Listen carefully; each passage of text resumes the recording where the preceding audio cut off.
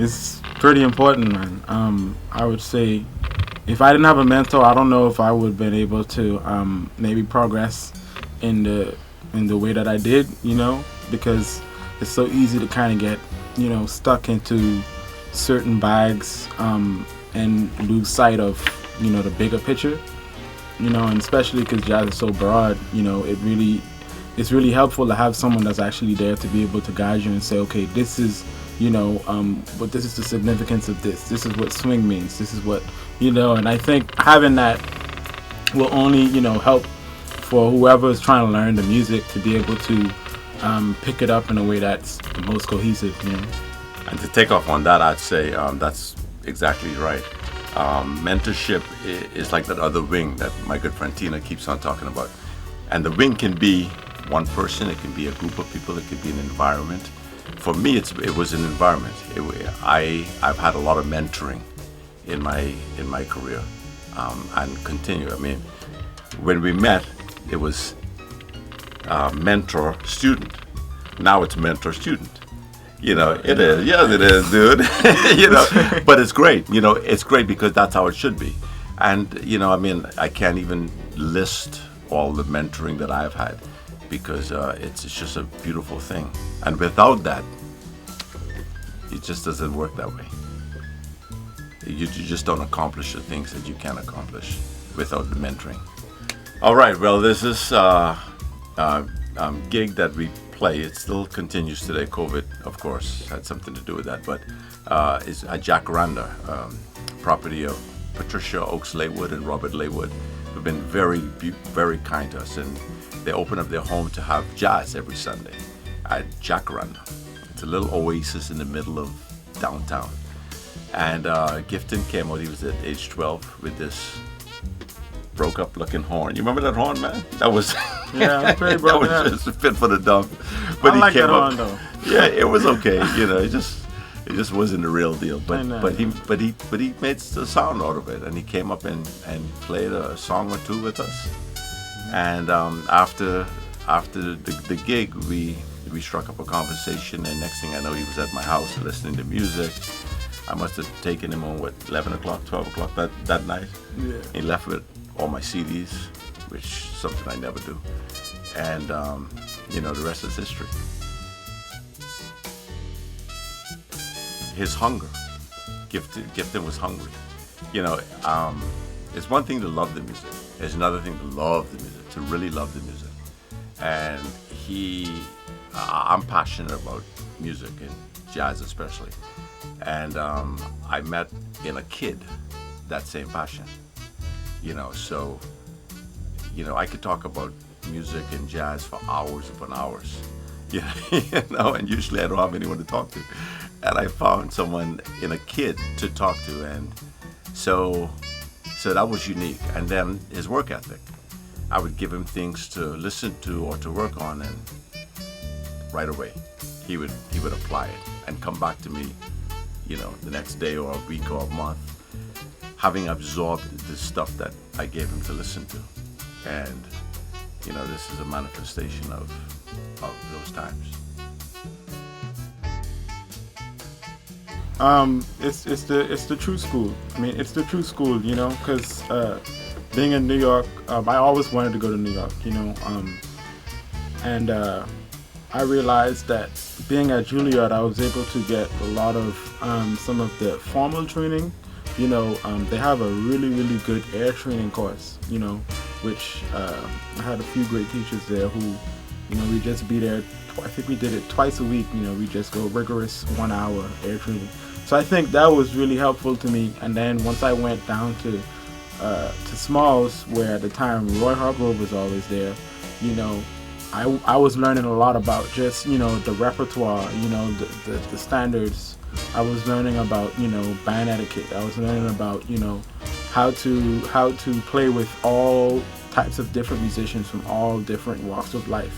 That's also a lesson in itself. And I think that before, when I first went there, I was very much so unfamiliar with a lot.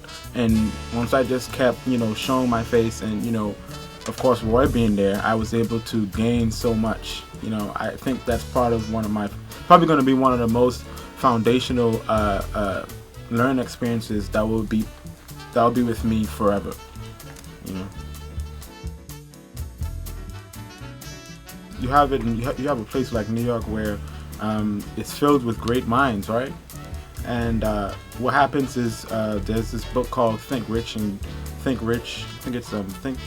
Wait, 10 ways to get rich, something like that. But there's Think and Grow Rich. Think and Grow Rich. That's it. And there's this thing in that book where it talks about the mastermind group. And the mastermind group is where when many masters come together, it creates like a collective consciousness, and everybody shares that knowledge.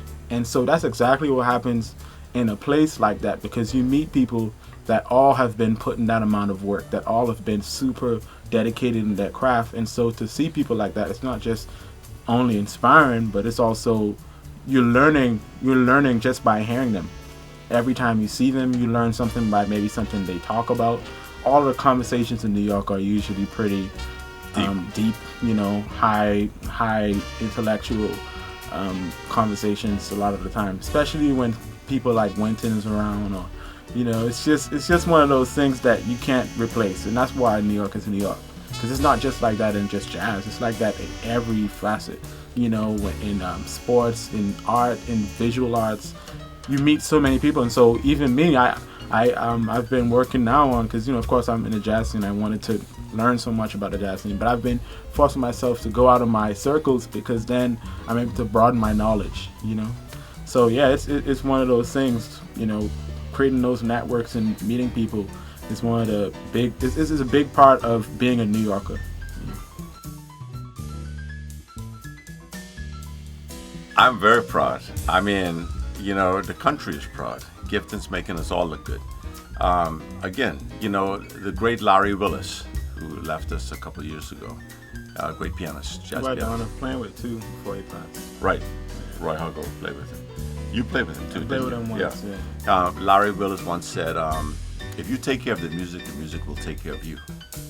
And that's what you see here. Giveton's taking care of the music. He is, when we first met Winton, about 7 years ago, 8 years ago? Yeah, about 8 years ago. Winton gave it to him. He sucked it to him. He said, man, you got to do this, you got to do this, you got to do that. We were at Winton's house for 3 hours. And Winton saw something the first day in this kid that was unique and special. And sure enough, he went to work. And because he lives with me, I can attest to the fact that he actually went to work every day. May not always wash the dishes. It's true, though. You know, I mean, you know, I try to get them when I can. Yeah, okay. You know, I love you though. It's cool, you know. But you know, but he you know, always opened that computer and transcribing. He learned Louis Armstrong. Winton took him back to the blues, to the early guys. So that's just it too. You see, if you want to be great, you have to study the work of the greats. Louis Armstrong, Roy Eldridge, Fats Navarro, Chet Baker, Dizzy, you know, Miles, Clifford Brown. If you can go on and on and on and on, you know. And he's so yeah. So you put in the work, it'll show.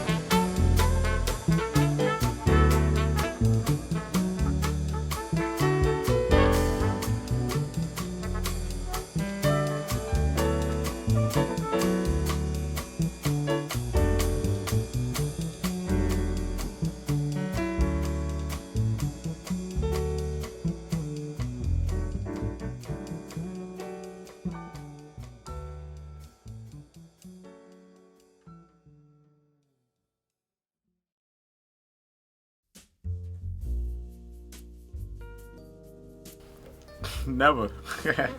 I don't think I could. No, I don't think I would have been able to.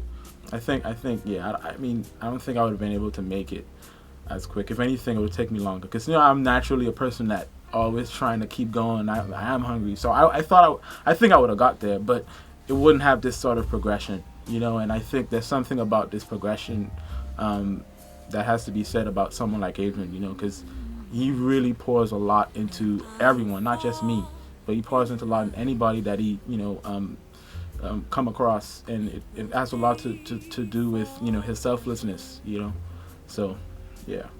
But to take off on that, like I said earlier with the one wing, bird doesn't fly with one wing.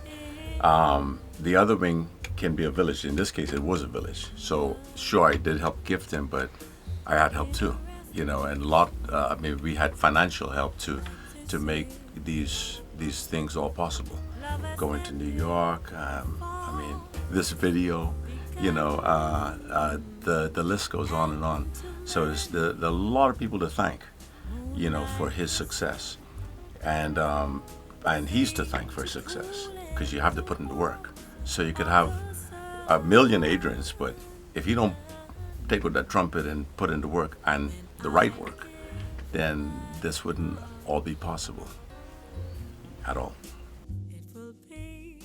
I tell all the time, I always tell people, it's like my second father, because, it's not just music that I'm learning, but, I think I've gained a lot of wisdom just being around him, just listening to what he's talking about.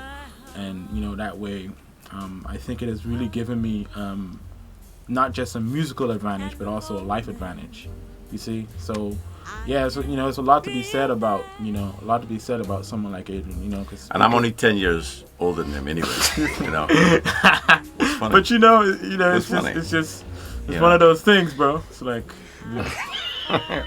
Okay, 12. No, but, as I reflect on my life and my journey, I see how I was prepared too for this time, because the stuff that I went through, I would not have had it to give had I not gone through it. So it's amazing, because I was gone from this country for 23 years, and in that time I had to be whipped and whipped into shape, and I was mentored, and I'm still being mentored, but it's a perpetual thing. It's a perpetual cycle. So if you're hungry and you stay hungry and you stay humble and you always want to learn, I had a lesson with Giveton last night. It was a fantastic lesson. What lesson? I mean, we probably was just talking about some music stuff, and I probably might have said maybe some things that I noticed, but I consider it a lesson, bro. I mean, I hear you. I hear you. Just don't charge me. What are you talking about? You didn't charge me. Okay, good. So we even then. Wait a second. You still owe me.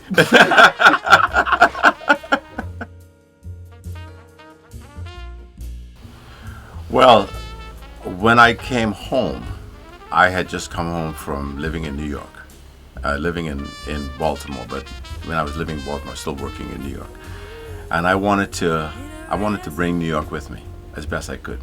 I wanted to bring the same intensity, the same musical intensity, electricity that I was getting from New York and Maryland, and so it was difficult, because we don't have that here. We don't understand that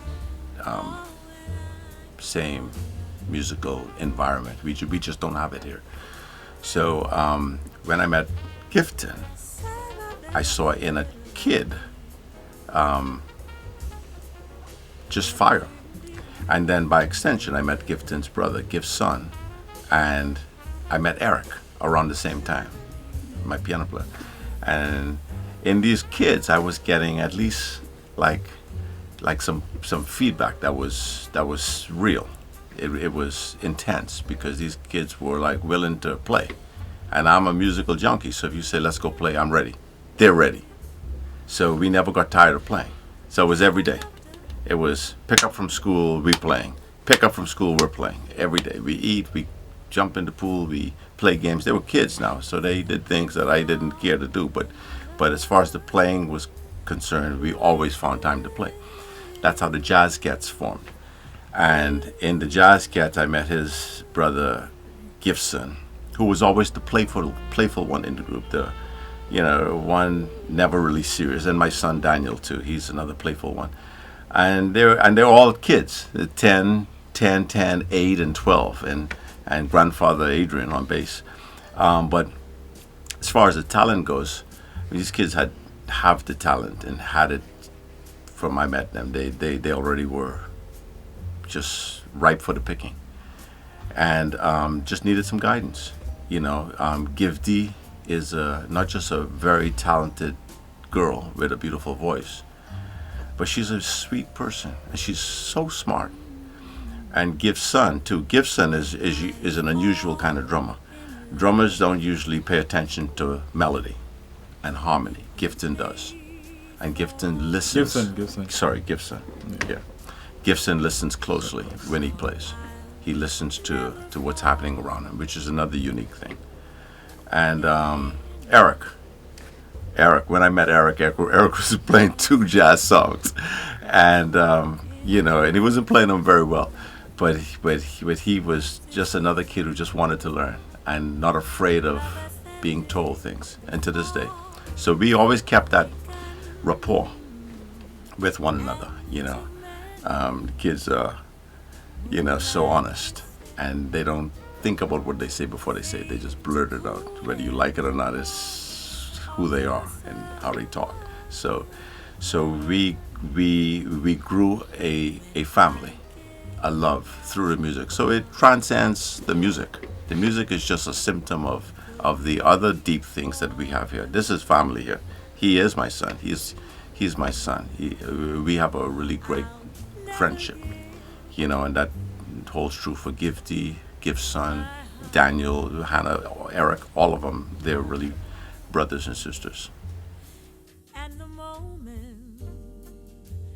If I could give him the world, I would give him it. It's like one of those things, because I felt for what he's given me, I felt like he's giving me the world. I don't know, it's kind of priceless, like as far as a gift, that I would have to, I think it really goes down to me just really focusing on the path or the journey that we started, and to make sure that I'm able to, just bring it to fruition and be able to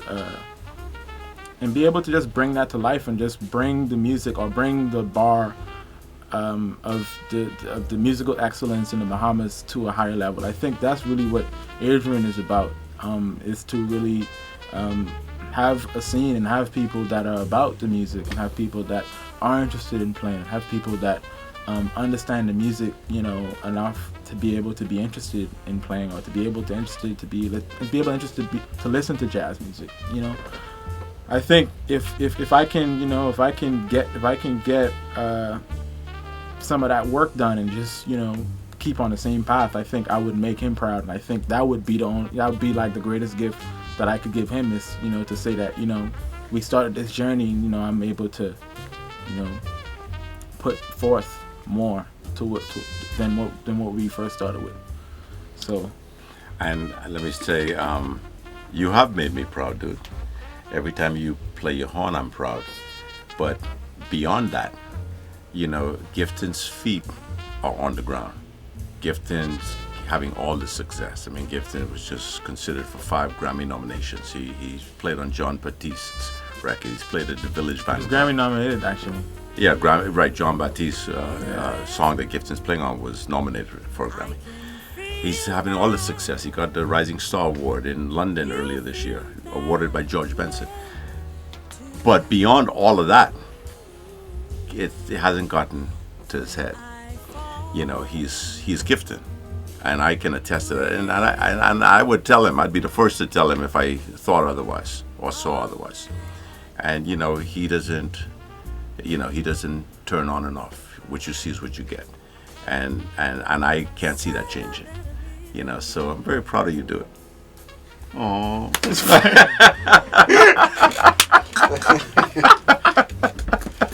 Love you, man. I Love you too, man. Thank you. Love you. I mean, it's definitely reciprocal.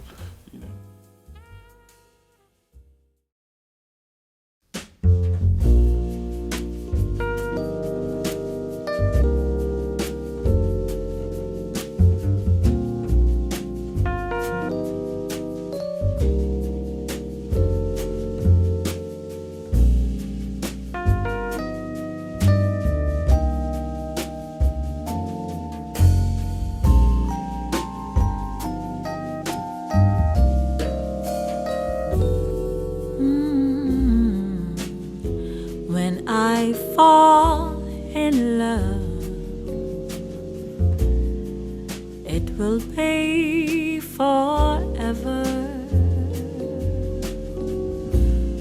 or I'll never fall in love.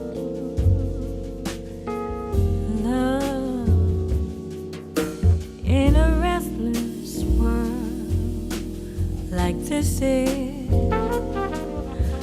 love has ended before it's begun, and too many moonlight kisses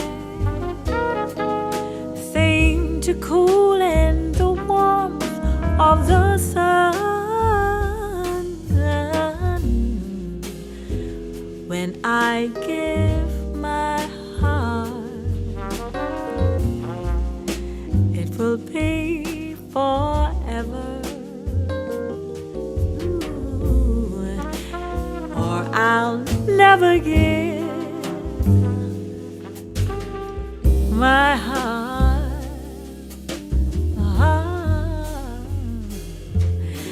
And the moment I can feel that you feel that way too is when I fall in love with you.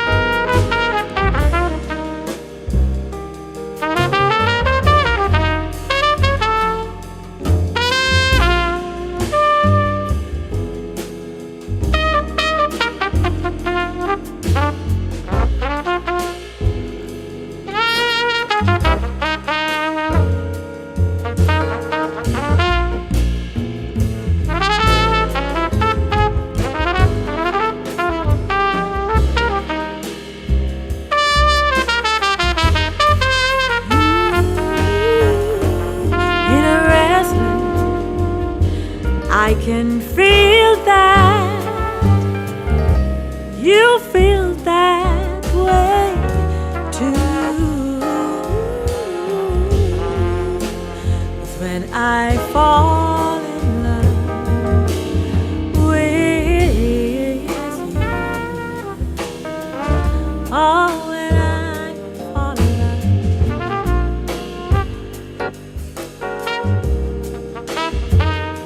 Say my better be da da da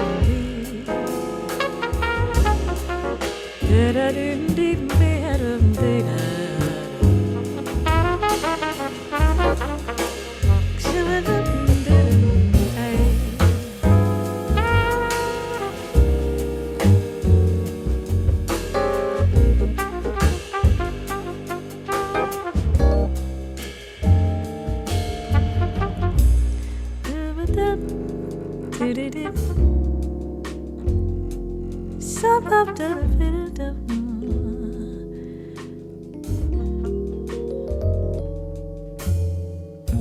It's when I fall in love with you.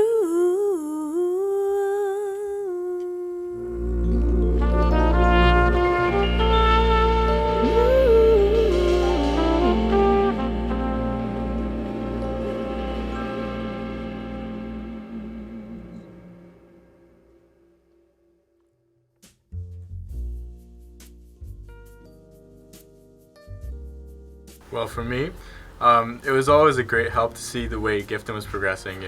Living and growing up in the Bahamas, learning jazz, there's a limited amount of resources we had. So we were all learning together from the records, and it was just inspiring to see Giveton's growth, and it helped us all grow individually.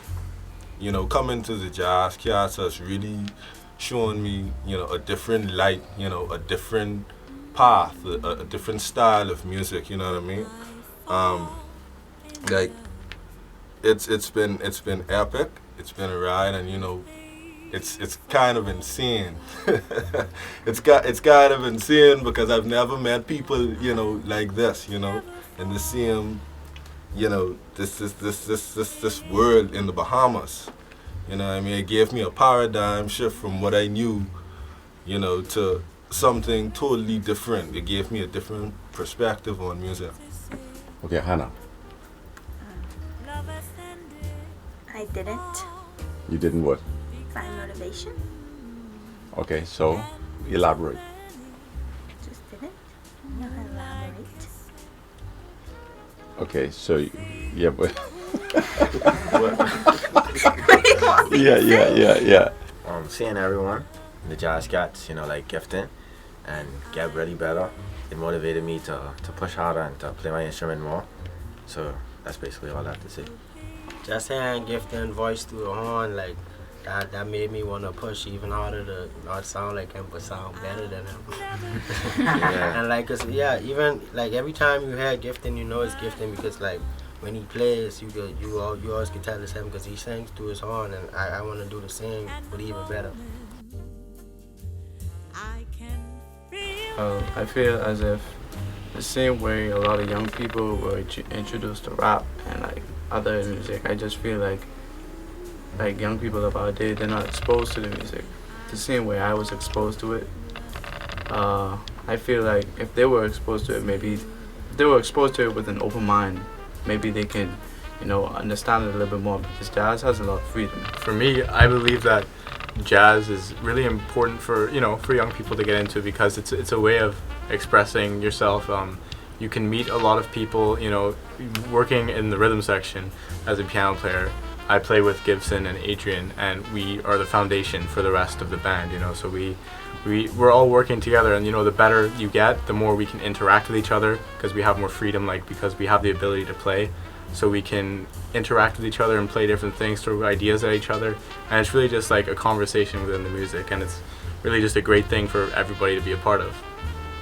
For young people in our society, it's like jazz music is a way you can express your feelings through an instrument, and especially when you're playing with a band, you have your other people that you can feed off and improve in your way. And yeah, that's why I believe young people should find a way to play jazz music. I feel like everyone has stated, it's a great way to express yourself. You can you're free to do what comes to mind, and it's not written in stone what you have to do. And you have everyone around you, especially in the jazz cats, you have everyone around you that kind of gives you pointers, things that you could work on and you can learn from everyone else. So I think it's a good thing for young people.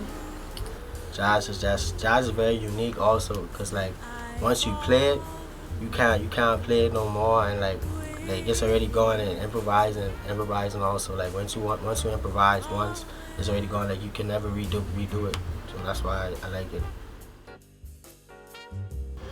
Well, musicians need to work. Musicians need to play.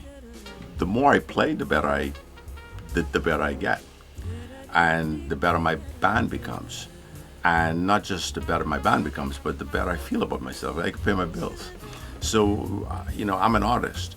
So if I'm stressing about paying my light bill and my cable bill and putting food on the table for myself and my children, then I can't create to the degree that I know I can. So that's one thing. So once we have secured a comfortable living, then we also need to think outside the box. We have one definition of success here as it relates to music. So we think success is boom, and then we parallel it to the people that are successful to us. But music, the music is broad, so success to me may not be success to another up and coming musician, and that's fine. But I think we need to have it where success is more of a broader thing than just this is success. So then by that, what we do is we make it so that art isn't so limited. You know, I know we have our culture, and we have Bahamian music, which is beautiful, but we ought not to limit it. We ought not to limit it harmonically, rhythmically, melodically, compositionally. And how you do that is by just taking down the walls. You know, I mean, I often say, this is my analogy. When we look at a cloud, we look at God's creation, right? A cloud. And it's a good and perfect gift, just like music. It's from above. So if a cloud is from above and it's God's creation, have you ever seen a Bahamian cloud? So we don't say that's a Bahamian cloud, or that's an American cloud, or that's a European cloud. We just say that's a cloud, right? And we appreciate it for what it is. That's how we should look at art. That's how we should look at music. I understand why you have to sort of compartmentalize music, but we're, in many ways, we're still in a developmental stage.